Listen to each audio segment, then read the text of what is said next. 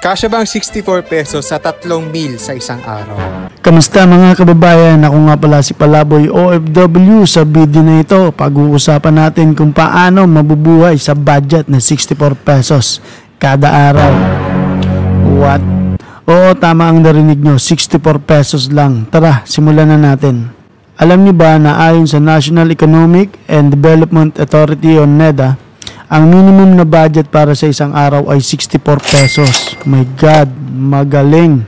Pero paano nga ba natin ito magagawa? Ano-ano ang mga dapat nating isaalang-alang?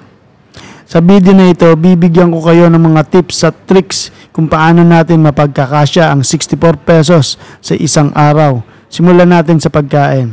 Una sa lahat, ang pagkain. Paano nga ba tayo makakakain ng sapat at masustansya sa halagang 64 pesos? Narito ang ilang mga tips. Number 1, bumili ng mga gulay at prutas sa palengke ng tig-iisang piraso lamang. Oo, tig-iisa lang. Mas mura ito kumpara sa mga grocery stores. Asa ka pa, mag-grocery ka pa sa 64 pesos.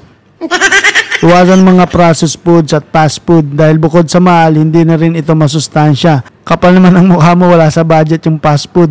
Kasi 64 pesos lang. Pira-pirasong gulay ka na lang. Pangalawa, transportasyon. Paano tayo makakatipid sa pamasahe?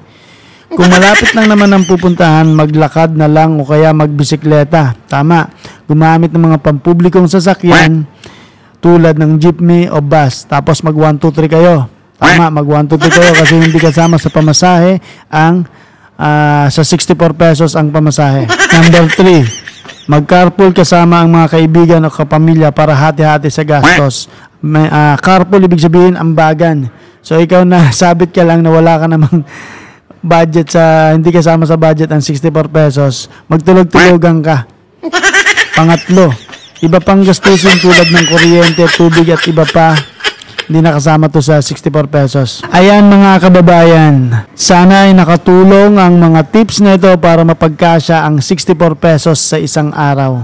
Tandaan, hindi kailangan maging magarbo ang pamumuhay para maging masaya at kontento. Kung nagustuhan nyo ang video na ito, huwag kalimutang mag-like, mag-subscribe at mag-follow kayo sa channel natin. Subscribe Palaboy OFW para sa ibang mga tips regarding sa mga buhay-buhay sa Pilipinas. So tayong mga OFW, kapag umuwi tayo sa Pilipinas, siguro napakasarap ng buhay natin.